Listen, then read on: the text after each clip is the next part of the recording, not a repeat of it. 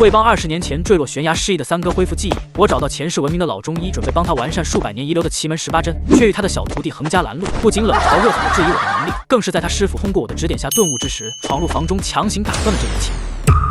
五行、阴阳、死穴。此时没有人敢说话，所有人都知道老爷子这是有所明悟，只要他能够悟出针法的奥妙，奇门针法就算大成了。三师兄怎么样了？这一声惊得孟祥中身子一颤，随后露出愤怒之色，瞪着秦华林。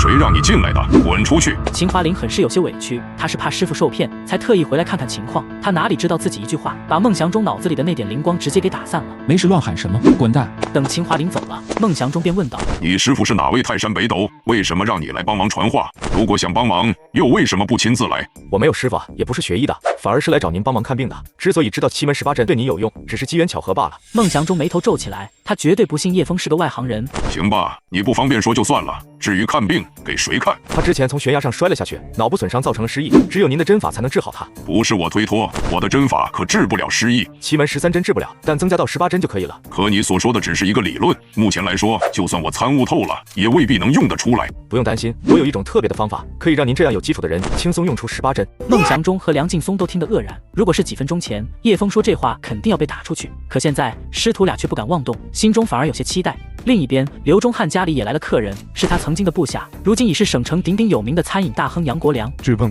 叶枫，如果您说的这个小伙子没什么背景的话，恐怕这趟要白去了啊？为什么？因为孟老的病人非常的多，预约号已经排到明年去了，没有足够的关系，想找他看病，不知道要等到猴年马月。一旁杨国良的儿子杨云达也嘲笑道：“不是所有的医生都这么容易见的，刘爷爷，您让一个不懂行的人带三叔去看病，这是乱来呀！”刘忠汉表情有些尴尬，他还真不知道孟祥中有那么多的病人。老爷子你别急，云达和孟医生的小徒弟秦华林关系挺不错，要不然让他现在过去一趟吧。好，那赶紧去，别耽误了。有什么好担心的？叶枫既然主动带老三去看病，肯定是有把握的。他们还没回来，你们怎么知道见不到那个姓孟的医生？二爷说这话，纯粹是觉得两人言语之中有贬低叶枫的意思，他自然忍不了。老爷子，我知道你是刘爷爷的老战友，就跟你说多两句吧。人孟医生成名多年，天南海北来找他看病的达官贵人数不胜数，想见他一面都难如登天。你们家是世界首富，还是一国之主啊？真以为想见谁就见谁吗？我们的确不是世界首富，也不是一国之主，但我相信叶枫要做的事情一定能做到。呵呵，过度的自信就是自负，懂吗？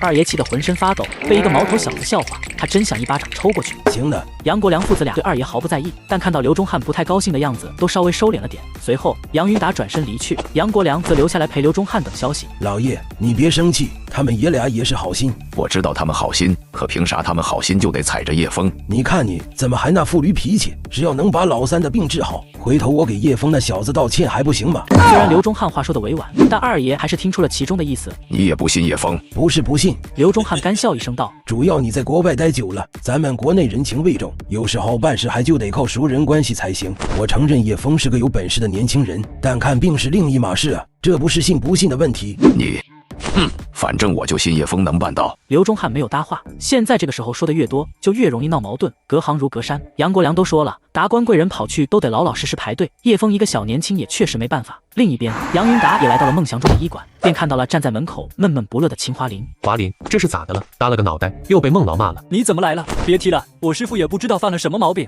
别人随随便便几句话就把他给糊弄过去了，我就过去说句话，他就跟吃了枪药似的。老年人嘛，脾气大很正常，就跟我刚才遇到的一个老头一样，本事不大，脾气倒不小。对了，你这里有没有一个叫刘慧民的人排队看病？刘慧民，你认识他吗？是我爸战友的孙子，来找你师傅看病的。不过带他来的那个人屁都不懂，以为来了就能看，这不，我爸就把我打发来了。你怎么知道那个人屁都不懂？不是说了吗？那人和我爸的战友认识，听说是做房地产的，估计就是个小包工头，能懂什么？